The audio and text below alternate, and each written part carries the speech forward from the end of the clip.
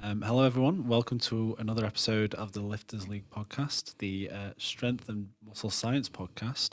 My name is Ben Ashmole. I'm here with Gus Cook, and today we have a guest. I'll let you introduce her, Gus. So today we have one of my clients, Sarah Rainbow. She has been competing for 6 years. Six, I think. 6 years.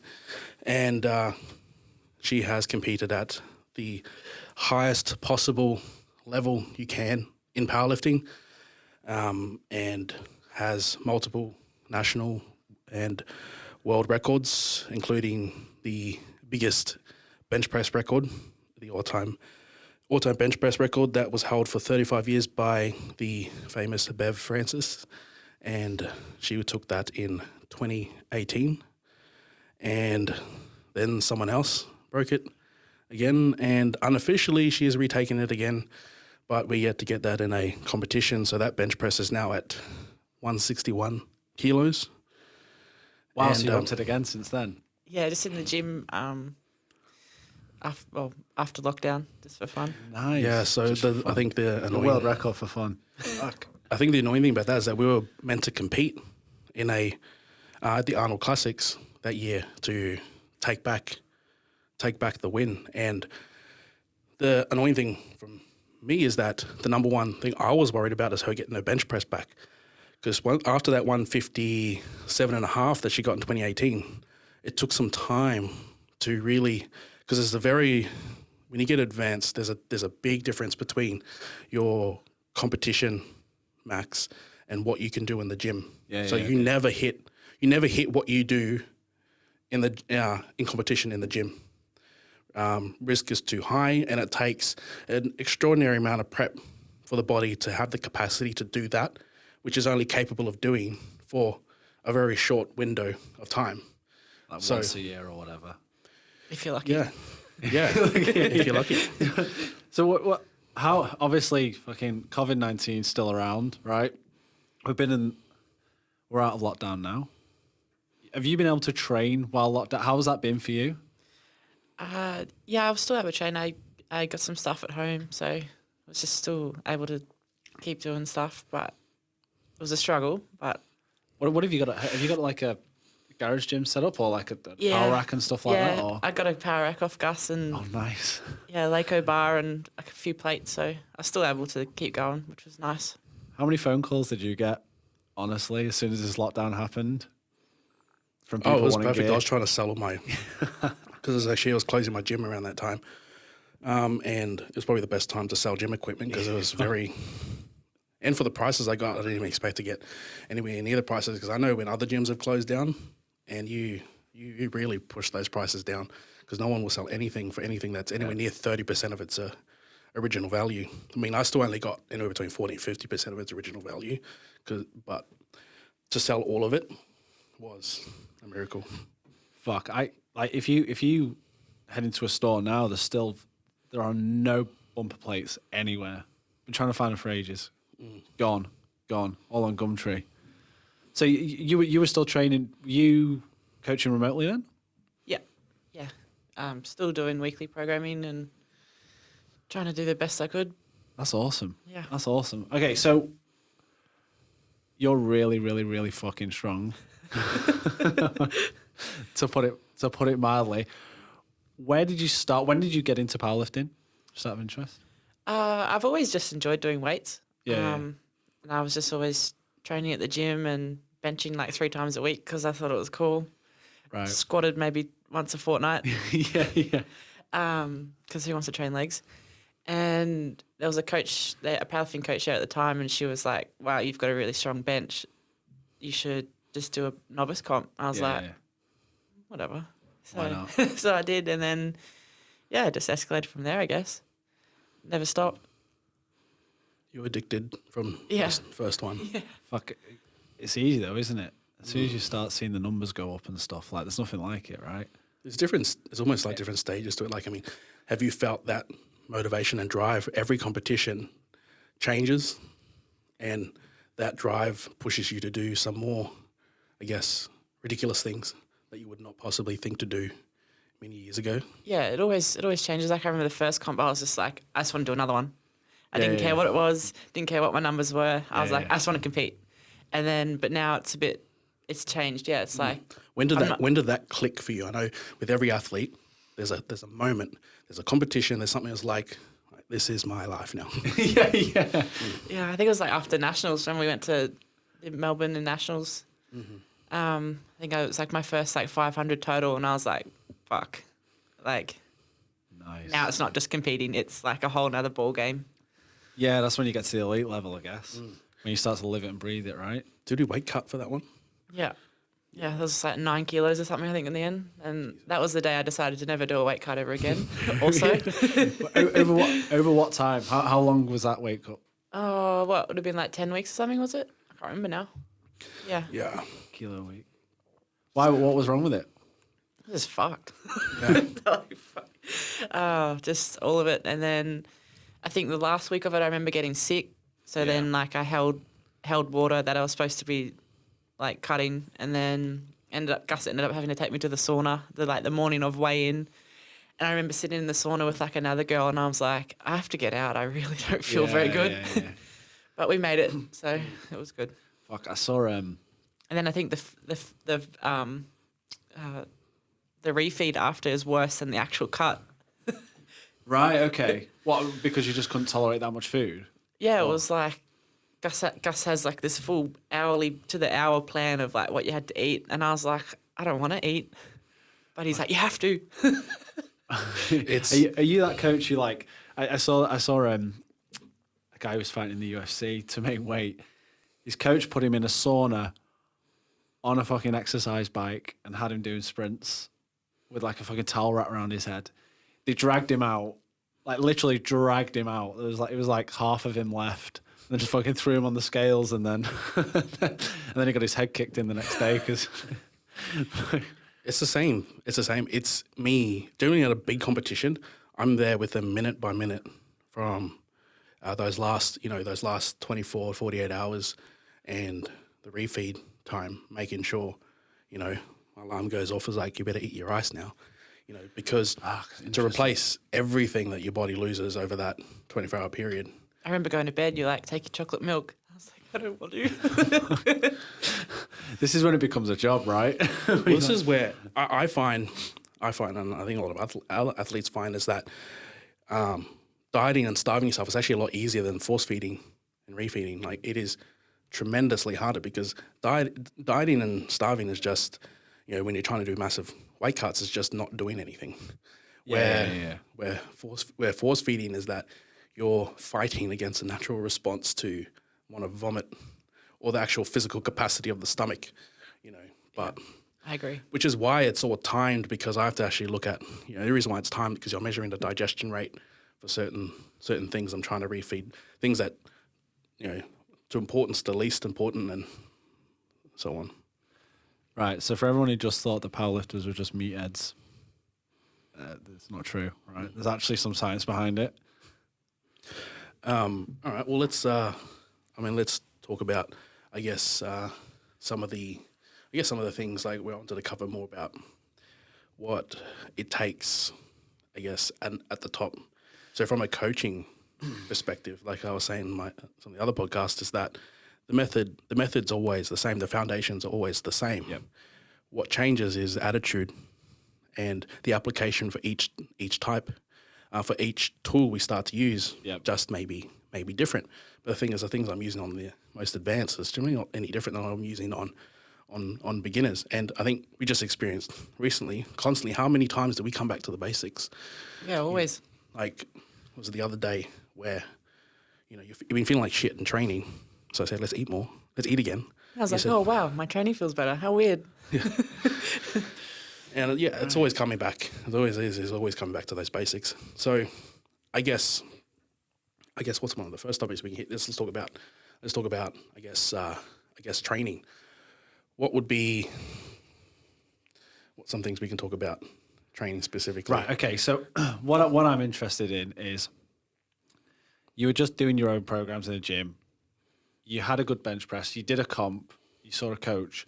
For the average person who thinks that you're just going to go to every day and just lift a shitload. What changed in terms of the programming, and what was the most difficult part of that transition? Having to squat again. I fucking love squatting. I've always loved squatting, but everyone looks at me like I'm a fucking alien, and I hate deadlifting. But anyway, Yeah, it was just following like something that was structured, having a routine. I guess kind of like instead of going in just training how I felt, training what I wanted to train, which was bench mostly. So I guess I think the biggest transition from you to training more like the elite is when we first came into the 2018 Pro Raw, and I guess the competitions after that. I think, what would you say some of the significant differences are between, some of your early competitions like that national competition to something like Pro Raw, where we took the biggest bench press record? I guess like training becomes like everything. It's like as well as like recovery is probably one of the biggest, as well as like all the prehab stuff. I think we still are trying to like fight that battle of keeping things balanced as possible. So there's a lot of, obviously, people think training is all the work, and then training and competing is all the work. But what you're talking about is there's a fuckload of other stuff you have to do around it just so you can train in the way you need to. Yeah, training's the easy part. Right. Okay. Yeah. So okay. how much other stuff you say? Yeah. How's that? Is it compared to just training specifically? It's like spending like an hour before training doing all my prehab stuff, warming up, activating the right stuff. Even like now off season, it's still the same. Been having, still spend hours warming up and recovery. Recovery is another important part. Yeah. Okay. Got sleep. Try to get as much sleep as I can. So how much emphasis are we putting on sleep? Well, like we've always said, I think sleep's probably the most important thing out of everything. That has blows to be. my mind. That blows my mind. I remember when you told me that way back, and I was like, "How do you mean?" So, right, why is that so important?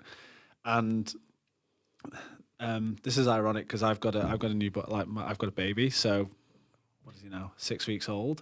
So I'm literally having 4 hours a night. It's fucking brutal. So, how important is sleep? It's got to be. I think this is one of the things that would separate some of the best from the amateurs. I mean, it's the only thing that is going to recover you from training, and the research has shown that high performing athletes, especially in the season with the level that they're training at, need upwards of about 9 hours per night, and not only that, you need quality sleep. So, there's many ways we can address sleeping. It's looking at some of the basics of their sleep hygiene coming to sleep, how long that they're sleeping for, and the way they feel, and the routine, the way they feel in the morning, and their routine that they put in, so that we manage their circadian rhythm and hormone cycles between cortisol and melatonin.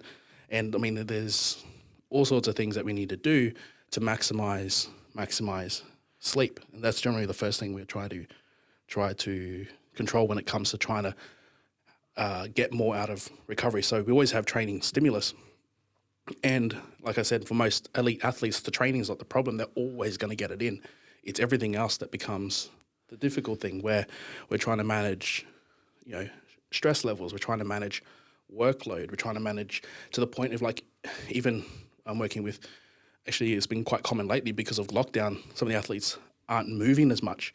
So getting them to just walk, to have a normal function, and because they're not moving as much, we're getting less capacity to utilize our glutes or core. So then that's turning into back pain and things like that. So, there's so somebody's daily walk to grab a coffee makes a difference, or could make a difference to the end. Massively. I mean, how different have you felt in times where you said you've taken time off, but felt worse? Yeah, for sure. Like days I sit at home and then I go train, I'm like, oh. It's also like we were talking about the other day. Hey, it's like a mental stimulus too. It's like you get up, you like feel that like you've achieved something. So then you get to the gym and you feel like, yeah. This is where I think your brain chemistry plays a big role in how you train, because everything that we do everything in life that we do is to please the brain. Yeah.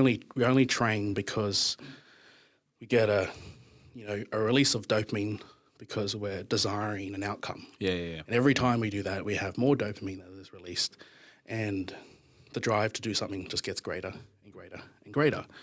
And so if we set up our lifestyle around to have a healthy brain chemistry, which is, a low level of stress, which means that, Right.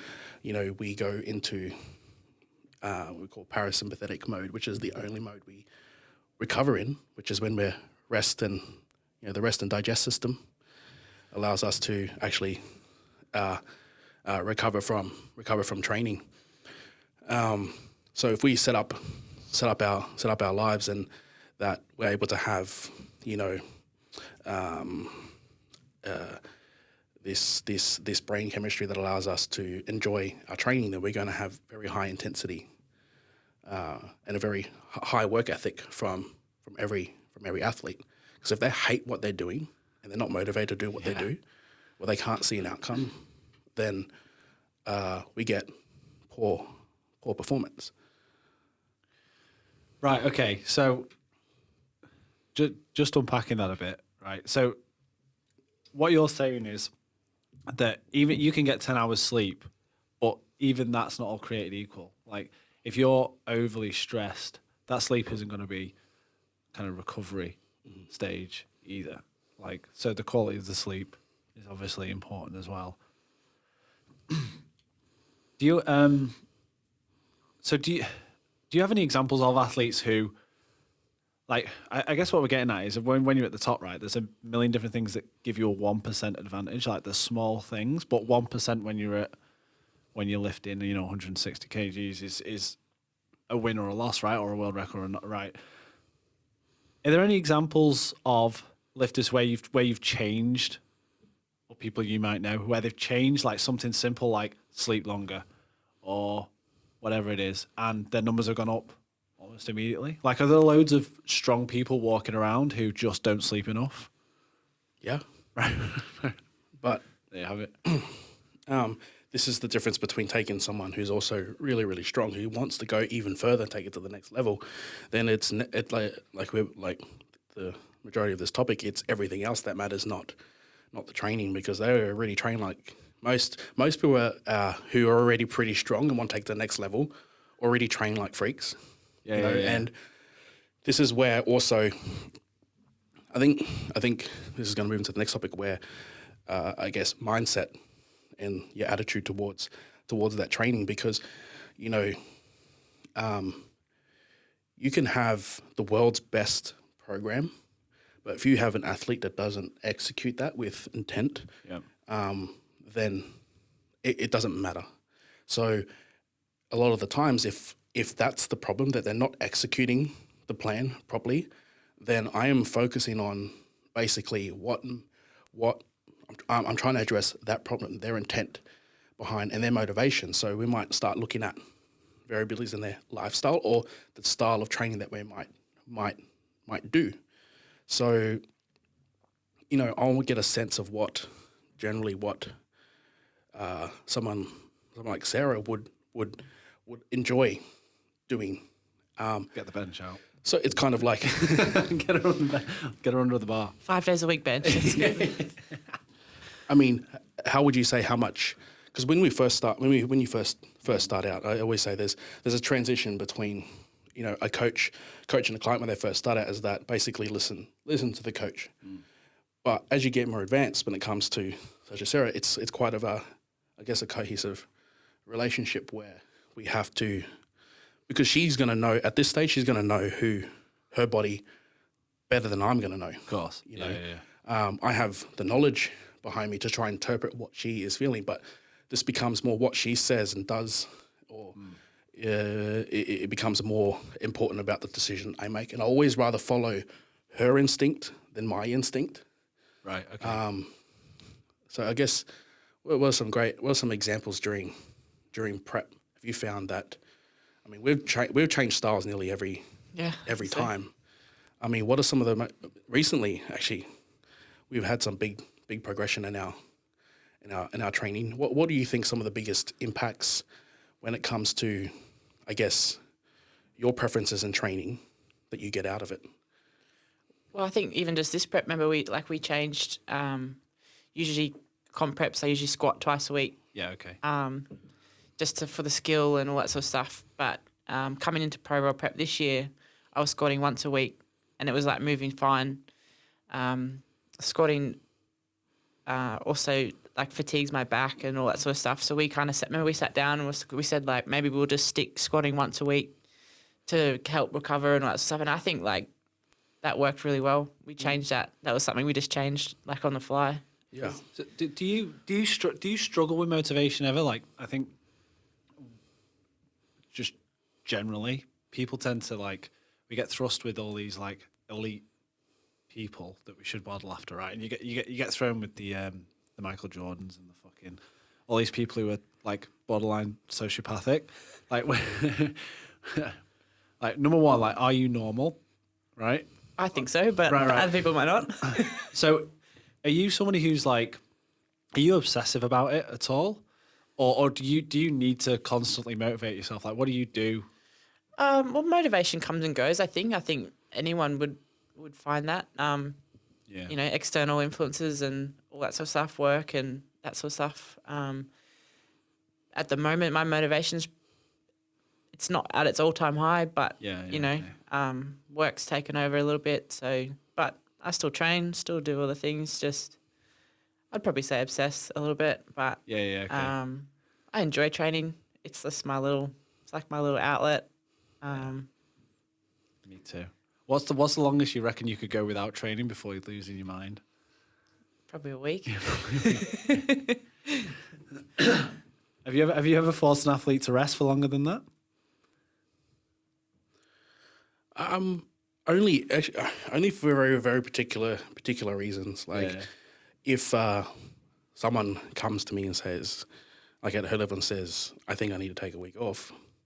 Yeah, and I think that's what we came to at one stage during lockdown. It's like, well, she probably does. Yeah. But what off means and what is meaning that, you know, motivation is always is generally most of the time brain chemistry, which is influenced from different stresses, so that we lose sensitivity to various neurotransmitters in the brain that doesn't allow us to be as driven or motivated as we would. And being for an elite lifter, for the type of personality that those people are, that are driven by competition. And so when we're this far out, motivation does tend to change. So we look at other things that they might enjoy. So let's say we're taking time completely off, then what does the goal become here? Just maintaining basically basic level of health. And that I would say to something like that is don't stop training, but go do something that you just feel like doing. Because doing something is better than nothing. If you work at 30% of your capacity, even when it comes to nutrition or training, you're just working at a very tiny percentage of your capacity. That is generally enough to not get you completely off track, and that you will not be far off from getting back to where you were. The worst thing is doing absolutely nothing, no nutrition, no training, because the fallback from that is generally huge. So, because this all or nothing approach that a lot of athletes do have is something that can be quite counterproductive or dangerous towards their long-term results. So this is where I would look at people's different attitude towards various stages and phases in their training. So this comes down to the off-season attitude that we might have, and that the switch in the brain is just a little bit different. Yeah. So, I mean, what are some of the things I guess you think about in the off-season compared to competition that keeps you going? Are you somebody who lets loose? Like, I feel like there's two types of people. There's people who like they say they're having a break, but they can't really properly have a break because they can't pull themselves away. So they just they're still kind of doing this stuff, but at a lower level. And then there's the other people who go, "Fuck it, I'm off. Tequila, fucking tacos, like just go absolutely insane." No, I wouldn't go insane. I still just I probably don't follow it as strictly, like my nutrition wise and stuff. Gus at the moment's just giving me like macro goals, and I just kind of like fit them as the best I can. I don't try not to like obsess over it. If I go over, I go over. But and then training's the same. Still just try and train. The goals change like a little bit at the moment. It's not so much like competition focused. I think my off-season goals is always to get bigger, so we're just working on trying to put as much mass on as possible. Yes, mate. Yeah. I think we have the same. I think I send the same message to Gus every time after every comp prep. Just want to get bigger. And is your opinion on that? That doesn't actually make any difference to the overall total, or would it? Yeah, it potentiates strength all the time. So Right. Okay. it's definitely something that will help. But again, it always falls back to psychology. Again, is that a happy athlete is going to be a very competitive, very good athlete. You know, if I'm driving my agenda all year round, then they're not going to be at their tip-top shape, because it is fatiguing. It is fatiguing on the brain and body, not just the body, but just the brain. Like the mental fatigue from prep, because the discipline you have to take with how you execute every part of your life from the moment you wake up. You know, from the moment. I mean, I got people doing injury prevention routines the first thing when they wake up in the morning, to their level of hydration, to the food that they're going to have throughout the day, the way how they're going to conserve energy throughout the day, impact their food, and then what kind of preparation they're going to do coming into training that day. A lot of talking about, depending on the type of day, what kind of mental preparation that they're going to do. And I mean, when it comes to a big lift, I mean, how many days out are you thinking about that The whole lift? week. Yeah. Gus puts up my program on Sunday, and I sit there and go through it. I'm like, whoa. Sweet. Yeah, I'm done to that one. So, all right then. Well, right. This is interesting. So, what does let's go in the season. What does a day look like for you? Because in terms of the discipline, like from a training standpoint, are you applying your entire day to this? Mostly, yeah. Yeah. Okay. Well, in season, I get up for work early in the morning, so get up early. I've got like an injury prevention routine as I wake up, which is like clams and planks and all that sort of stuff. And then, my day at work is thinking about what I'll be doing in the afternoon at the gym. Yeah. Making sure I hydrate, eat. People ask me to pick up heavy things. I'm like, nah, I can't, sorry. I've got a deadlift this afternoon. Saving it, yeah. And then to the gym and and then home in bed by 6:30. Really? I think this is the thing where people aren't thinking about, they're not thinking about their training until they get to the gym, where most elite level lifters are thinking about their training days in advance, and that they're ensuring that the stuff that they do throughout the day isn't going to impact that day, and then they're ensuring that they're going to maximize that day. Most people are just, from my perspective, when I train, I'm just like, where can I fit it into my day? If you know what I mean? Like you're just trying to wedge it in somewhere, and then you're doing a million things. You go to the gym, get it out of the way, and then you're out, kind of thing. How long are your training sessions? Just out of interest, usually. Oh, in prep, probably like 3 or 4 hours. Yeah. Yeah. So that on top of a job, and going to bed at 6:30, like that's pretty much like it's just that on your job, right? Pretty much, yeah. Mm-hmm. Yeah, it's having 2 jobs, and I said that's the easy bit, the training. Yeah. Fucking hell. Okay. All right. Be honest. What's the worst part of being an elite powerlifter? That's a good question. I don't know. All right, if you could swap something out and just be like that shit doesn't matter anymore. Eating. Force feeding. Right, so that's mad. So If I could just like eating too much. drink it all, or I don't know. Yeah, I hate eating. Oh, there's times I thought I wish I had like a tube in my stomach. I could just like Yeah. put it down there because I just don't want to eat. Right, this is shit that blows my mind. Okay, so I remember when I first popped into your gym when we were going to start working together, and you were talking about all the body transformation stuff you'd done with general clients, not elite lifters. And you said the first thing you get them all to do is eat more, even if they're trying to lose body fat and stuff. And we've already done a podcast on that. That blew my mind, right? Because it seems to me everybody's goal, everybody I hear about or talk to at your train, their goal is calorie restriction, right? So I'd love to eat more. I just can't work it out how you're struggling to eat. Like how much are we talking? How much do you have to eat? A good story is the transition between first starting with me and what I got you to do. Yeah. So So what happened there? before I started with Gus, I was restricted to like 1,100 calories. I was Fuck, by who? by the old coach? yeah. Oh my god, that's dangerous, right? I was a tradie too at the time, so I had Yeah. like a pretty physical job. I was training like 4 or 5 days a week, I think. And I went and saw Gus, and Gus was like, "What the fuck?" Pretty much. And the first week, I think he put me on like it was like 3,800, 4,000. I think was like the first he put me straight on. Wow. And I think in the first week, I put on like 2 kilos of muscle and lost like a kilo of fat or something. So Really? What? So you quadrupled your calorie count and lost body fat? yep. Shit, what were you eating? Oh, I can't remember. It I was- wasn't it was donuts, a- right? No, That matters. That's still, unfortunately. Basically, when you eat that much, it's just large amounts of easily digestible good food. So you also have one side of nutrition and dietetics where they, have so much nutrient density in there. If I was to have that level of nutrient density with Sarah, you'll have explosive diarrhea.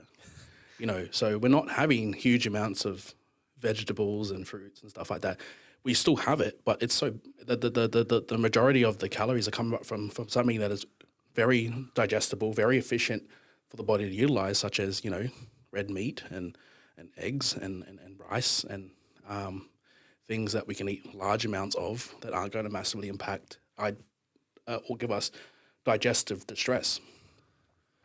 And then we build up those calories and monitor her performance, recovery, and body composition to see what's going on inside. If we eat more and her body does the things that we need to do, then we're on the right track. If it doesn't do what it's supposed to be doing, then what do we do with the calories? I think the most we got to was like 5.5, and that was not fun. I was having like a Snickers a day. Everyone's like, "Oh, you're so lucky you get to have a Snickers a day." I'm like, I hate it. This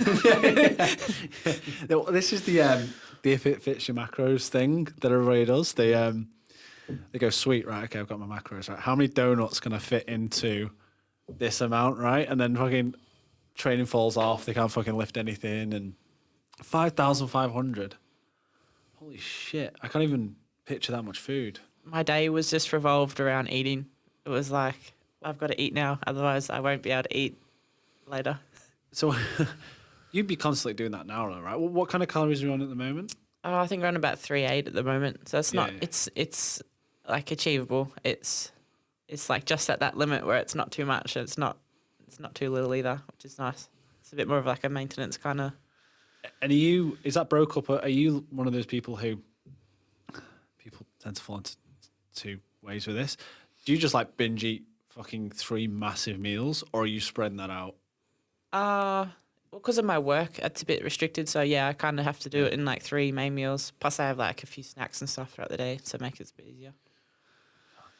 Holy shit! Yeah, so that's more. It really does come to timing. Like, even how many times have you woken up a little bit late, and then you're screwed at the end of the day? Yeah. Yeah. It's. How do you mean?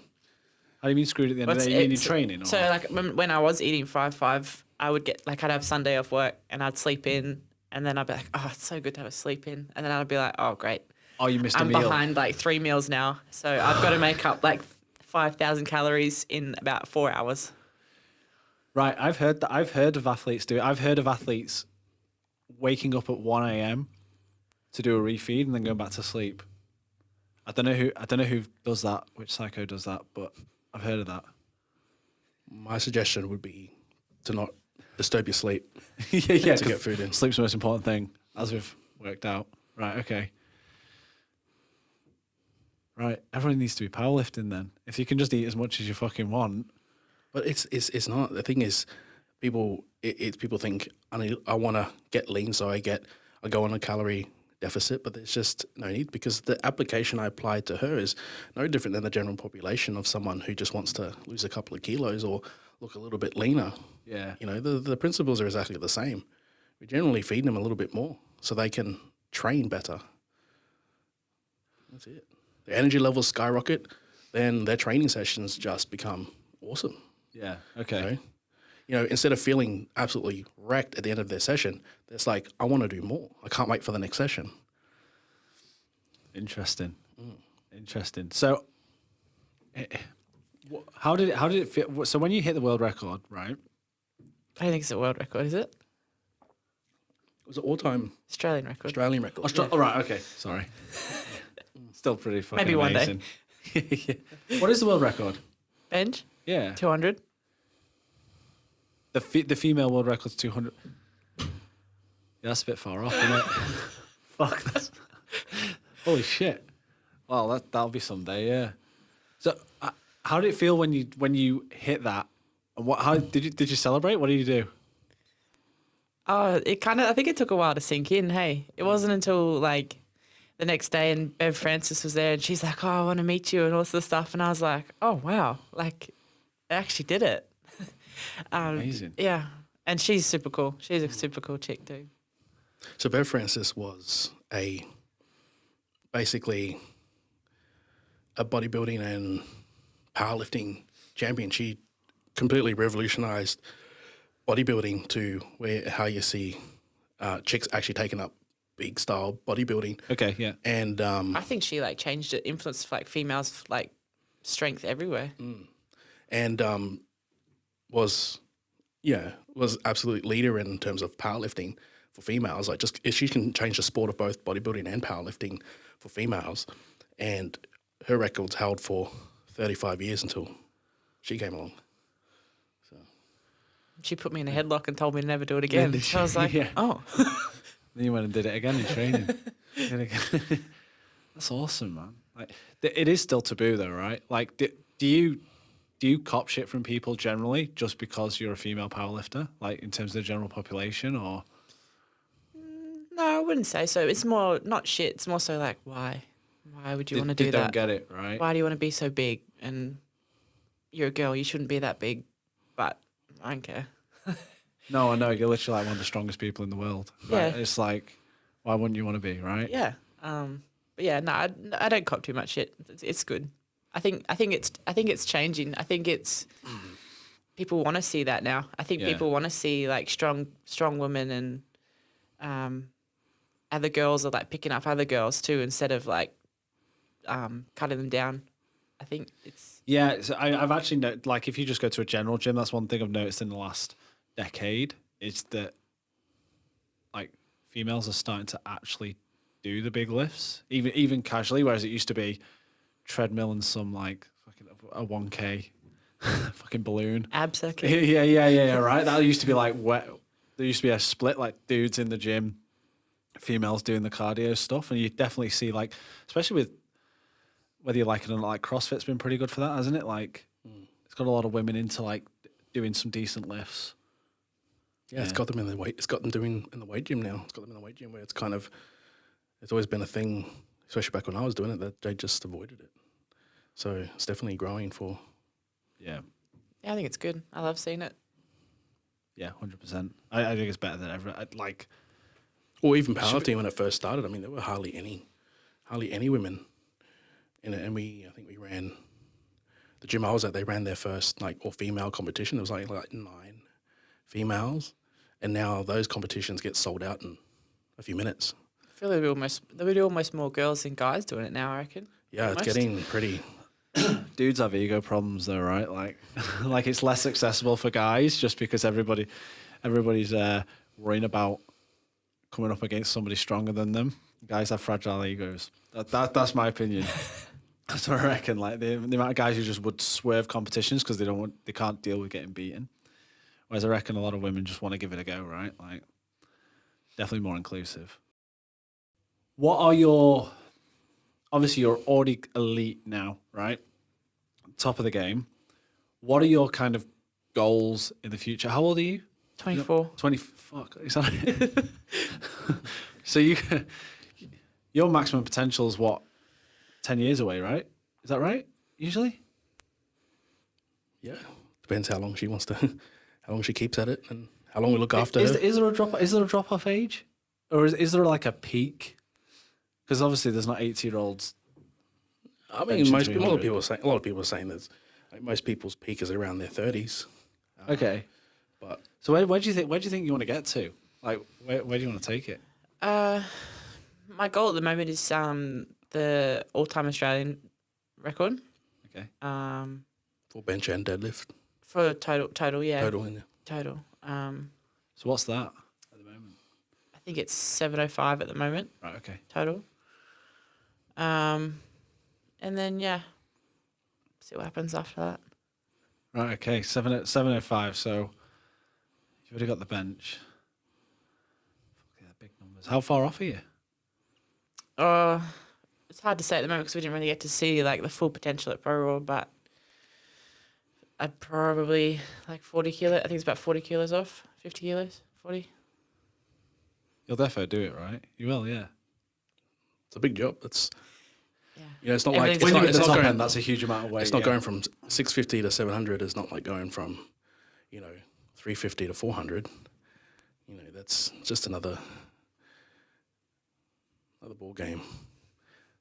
Like I said, the method's always the same, but the precision we have to take with everything just becomes crazy.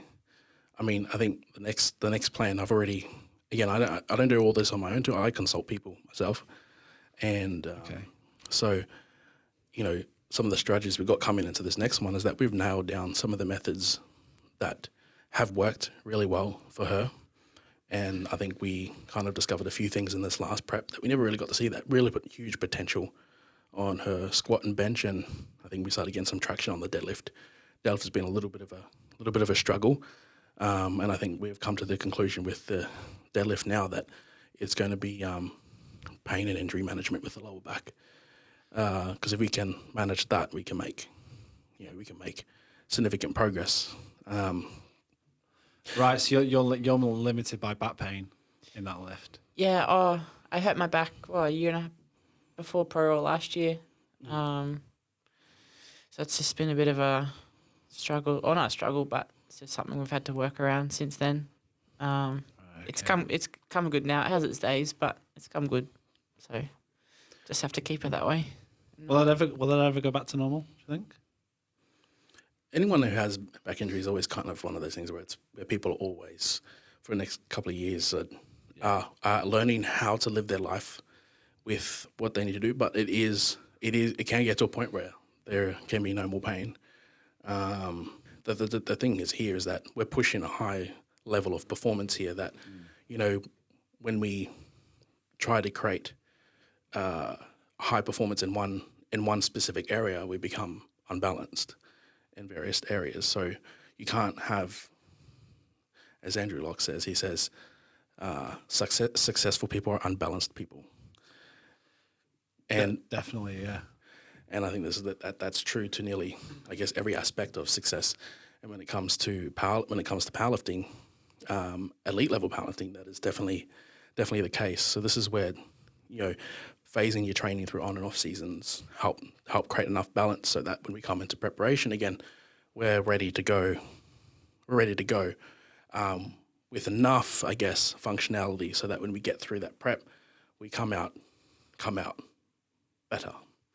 And so with this, we're trying to push a high level of, heavy squats, extremely heavy deadlifts, heavy bench, and everything that it does impact it does impact the health of the it's health of the spine. And thing is, as long as we can maintain enough balance so that she doesn't get hurt, then that's the key, especially with the deadlift. And I think that's been the limitation in the last, I guess, two preps or so. We've made some significant progress on the squat and bench, but this time round, where we got some head run with the deadlift. Now, I think coming back to what I was trying to say is that I think the strategy for this prep is managing a lot of biofeedback, because we have a tendency that she tends to get sick in the last week or two of the competition prep. Now, this is actually quite a well-known phenomenon with powerlifting, that we can create such a level of fatigue and stress on the body that it gets sick. What do you mean by sick? Like kind of like Just cold flu? Cold symptoms. And yep, I've experienced it. I know a lot of athletes have experienced it, but it's been quite a common thing with Sarah here. And so she feels it's still sleep, and there are some things, especially the bigger we get, general athletes, powerlifting athletes will struggle with sleep apnea.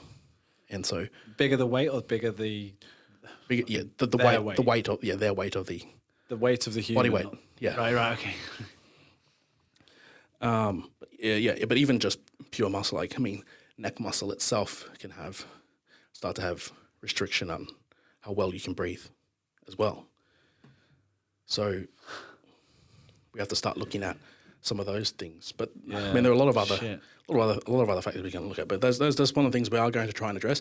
But we are going to try and address get a lot of biofeedback this time. So we're going to ensure that we can manage fatigue, manage motivation. Motivation is a big one in terms of understanding where they're at in their recovery, their training intent, their desire. All these little aspects can start to tell a big story about what's going on inside, so that we can start to manage. So if we're accumulating quite a bit of fatigue, okay, can we start looking at mini cycles of deload? So one pattern I did start to notice is that her performance in the last competition, every second week was underperformed compared to every first week. And so you would perform you get more speed out of 1 week, and then the following week you'd find that you were losing velocity on some of your lifting. And that was actually the same with Dan Mahoney, who was another one. We were prepping for the same competition. So even though we reduce our frequency, someone at this level might require even further recovery, where she might need 2 weeks. And this is where I might have to balance out different loads, because we still want to keep up frequency and volume. So we may have to alternate loads over a 2-week training cycle. So again, this will probably be the next thing we'll experiment with. And again, I'm pushing the boundaries here, because 700 kilo total is not what many coaches and athletes and female athletes have done. There's 2 in the world. So there's not huge amounts of. I think there's 3, maybe 3. I think. Yeah. So it's not a very well documented process, but this is where my approach is different. That I'm heavily individualized. Yeah. To her. And the thing is, I can pick up a lot of information pretty quickly from each individual, but at her level, we can try and pick up one new thing every training cycle. So, once a year or twice a year, we might try one new approach. And so it can take, and the thing is, it's never going to be the same each time, because she's so damn strong. The stresses on the body are different every single time. So definitely her capacity to lift anywhere near her competition numbers are just not going to always be there. She has to train further and further away from what she's going to do at competition than what she's going to do in, so there's going to be a good period of time there. We might only be training at between 60 and 70% of her max for quite some time. Really? Yeah. That's interesting. At the moment we're working at 70% for deadlifts. Okay. And what are you at with bench press? Bench press always generally tend to go a bit heavier. I think it's about 75, yeah. Yeah. And I'm probably going to stick around the 70% mark, between 70 and 80% for quite some time, because there's going to be no need to go too heavy until. And are you seeing strength gains at those kind of? No, you don't see any gains. No, you just kind of So this is where it gets a little bit complicated for more advanced athletes. Is that you're measuring things in very large macro cycles. Yeah. We're not going to see the result of that until she competes. Right. Okay. But I can look at a lot of signals and feedback that might be telling me that the right thing's happening. If I'm giving her, a prescription, and then I see that that she can recover from that, with reps that look better than the previous week. So if her 130 bench, she benched 130 for 3, and the following week, if I look on a video and it's slightly faster, and we can replicate that progression over time, then her 3 reps at 130 from week 1 to week 10 has improved. We're probably going to improve. I can't tell for sure until I get to a competition, but then what we do is we document the process we take. Okay. And that at the end of the training cycle, we can see like, okay, it worked or it didn't work. One thing for sure, we know we got to bench at least twice a week. We've had various exercises that have worked really well. Floor press has been very well. What else has worked well? Bench press we've had. Frequency definitely works. Yeah, benching 3 times a week is definitely the key. Floor press was really good. And just heavy back stuff, I think has been... People overlook that a lot, don't they? Most people think bench and just they fucking ignore the back, right? That's interesting. So you react really well on the bench 3 times a week, but for, say, squats, it wouldn't be... Yeah, well, I was squatting once a week for the whole pro raw prep, and my squat was the best that it had ever been. So I think it came to probably more like just recovery. Hey, like it was, it didn't need that repetitive. Okay. Skill work, I guess, just needed recovery. So one other thing I'm keen to cover is on the psychological side. How do you deal with, and I presume you experience disappointment, whether it be at competition and you miss a lift and you go well below what you think you should, or even at training where you're not tracking the way you should be. How do you deal with that? Because that's got to be, there's got to be a difference there between the normal person who doesn't really give a fuck and an elite level athlete where it's your entire life. So have you ever been to a competition and it's just not worked?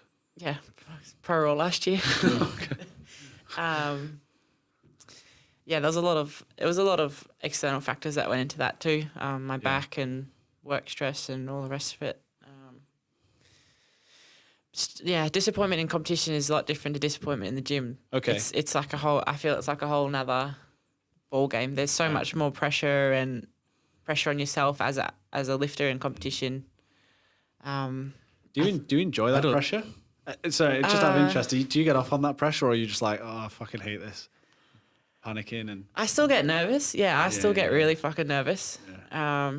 I think, but it adds to the adrenaline, I think, and on the day, and try and use it as much as you can. But okay.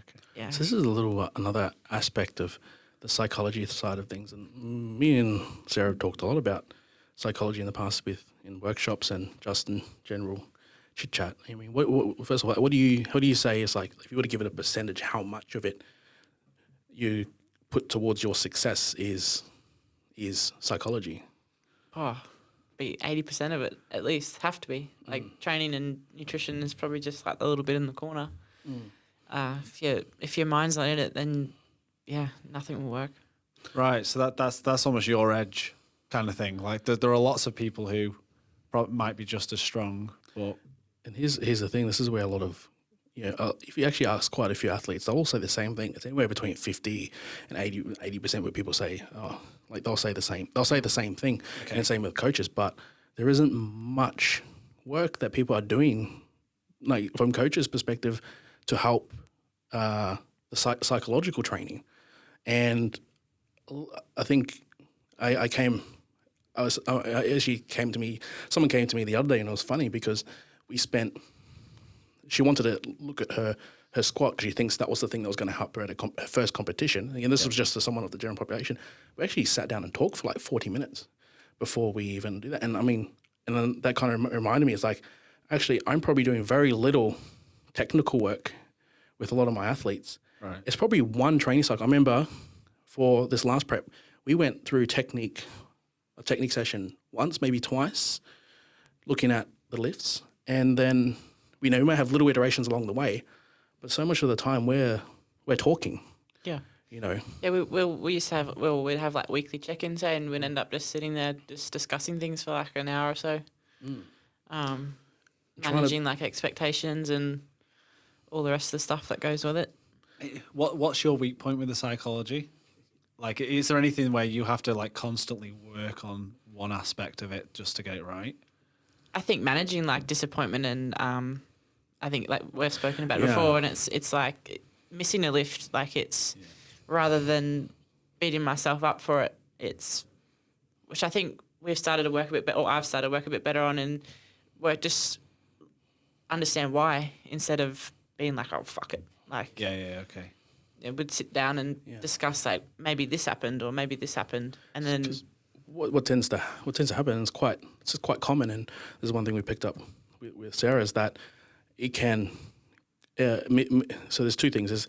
There's missing when you miss a lift in a competition. Yeah. Sometimes that changes people's mental approach to the rest of the competition. That because expectation, like we talk about, if it's set the bar too high, then if we miss that expectation very early on with a lift and say squat, let's say we missed the squat that we're had a high expectation for, then they can mess up the rest of your competition. Right. Okay. So even within one competition, you've got to constantly monitor it. Yeah. So I one part is that I don't like athletes selecting numbers, and that is quite a hard task because that is the whole goal behind it. Is that I try and focus on the competition, or just focus on improvement and not focusing on individual lists, but focusing on the entire total itself. If we can improve the total, if our squat goes bad, but our other two are going good, and we can improve our total, that's a win, rather than letting that bad squat influence the way we lift for the rest of the competition.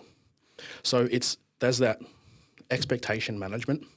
And the second one is that we were talking about just before, the adrenaline side of things, when the pressure is on. So there's this thing that's called an arousal spectrum, and it explains a lot about people's approach to, or their change in behavior in lifting when it comes to competition. So we have a peak arousal, okay?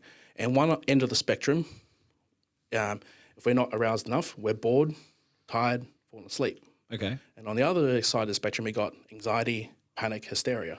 Cool. Now, some people, if we need to find that right amount, if we aren't aroused enough to the point where we're optimal, then we won't perform.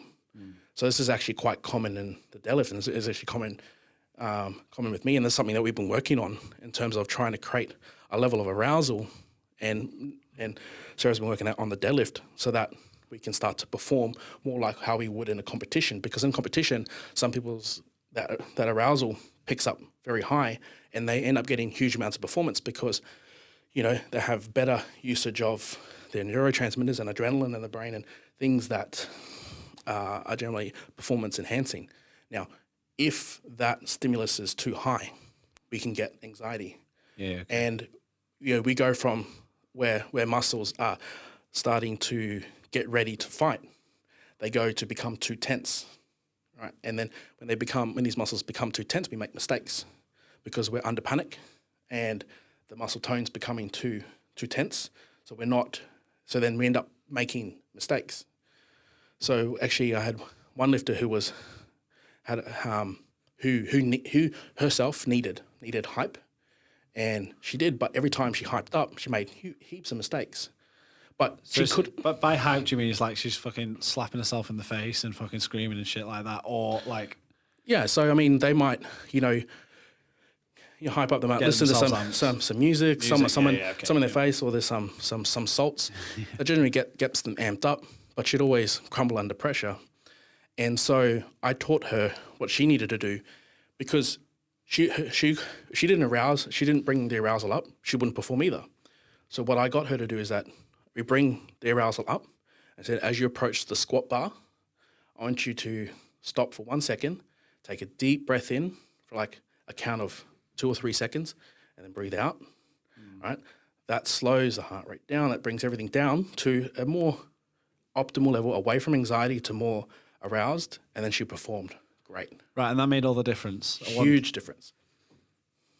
Fuck, that's good. So you're currently trying to replicate or trying to amp yourself up more towards competition levels at training. Yeah, so I think I was a bit further back on the spectrum, back to the lazy fall asleep Okay. side. It takes me a lot to get to the other side. Okay. So yeah, I think just trying to work, especially for deadlifts, because I think because of my back and everything else, it was more of a psychological thing that I was trying to. Right, so you have to deal with a lot of self-doubt then when it comes to the deadlift. Yeah, or not just doubting my back, I guess, and Okay. yeah, just trying to get to that point where, yeah, just try and pick up the adrenaline. I think I caught my first back slap. That was good. Physical abuse always helps. Yeah, I think we were finally making waves. I think with the deadlift, it was coming good. Right, so you noticed a positive return in training when you utilize that. Yeah, correct. It's really interesting. I've never thought of that. The other thing is people always just assume that when it comes to powerlifting, you just have to whack on the death metal and just everybody needs to get just amped, right? And I've had to tell some people, I think it was with, who was it with? I think it was Tori. I told her to go, no, actually it was Michelle. I told her to go deadlift on her own. And so she'd make a big deal about getting everyone to come in and watch her lifting. And so we decided that it's probably best to just deadlift with no expectation, no one watching you. Don't even grab me or anyone else to watch, just deadlift. Those were her best deadlift sessions. wait, so her issue was She was on the very crumbled high end of the anxiety spectrum. right, so she crumbled under the pressure when people were watching her. Right, okay. So do you in your head have all your athletes on this kind of spectrum? Yeah. Right, okay. That's where the money comes in, I guess. Fuck, there's a fly in here, right? Was it just buzzing around you? No. Get my head in. But yeah, once everything else is ticked off, well, psychology is a part of the journey all the way. Yeah, okay. But the next, I always say that there's like, with lifting, with strength and conditioning, every scientific method behind different training iterations and variables and stuff like that have been done, right? We're not making much further progress. I mean, there's been one recent thing is the velocity-based training. It's adding some new headway to some progression, but some of the things that are overlooked that are going to make huge progress is individualization and sports psychology. I mean, those two things nearly become 99% of everything that we need to do is that the psychology needs to be individualized to that person's chemistry makeup, personality type, and that individualization, that what is the best stimulus for that individual's physiology and biomechanics that creates the most progression. Because not everyone is built the same, both physiologically and psychologically. So it comes back to this. This is the importance of coaching. You can't just be a fucking strong person walking off the street and be an elite powerlifter. Yeah. No. Okay. Awesome. Anything else you want to cover? I think we say it all the time because I think Sarah said she wants to take up coaching one day, but didn't want to be seen as one of those people that you see it all the time where you get a strong athlete who decides to take up coaching. It's like being a good athlete doesn't make a good coach. It definitely is definitely is an aspect that a coach should know how to be strong, should have at least had experience behind competing at a decent level that puts it on the same spectrum of what I've done it, because there's a lot of things that you won't understand unless you've done it. Yeah, okay. But just being strong doesn't make you good at all. You would be suspicious of a fucking coach who can't lift, though. Like, Yeah. mate, what have you been doing? Yeah. Unless you're the Russian coach Poroshenko, who's like this fat dude with a big belly. But I've seen him, yeah. Yeah, okay. We're good? right, cool. All right, sweet. Well, we'll end it there for this episode. You gonna hang around for the velocity training chat? Yeah. That should be interesting. Okay. Well, thanks for listening, everyone. Catch you next time.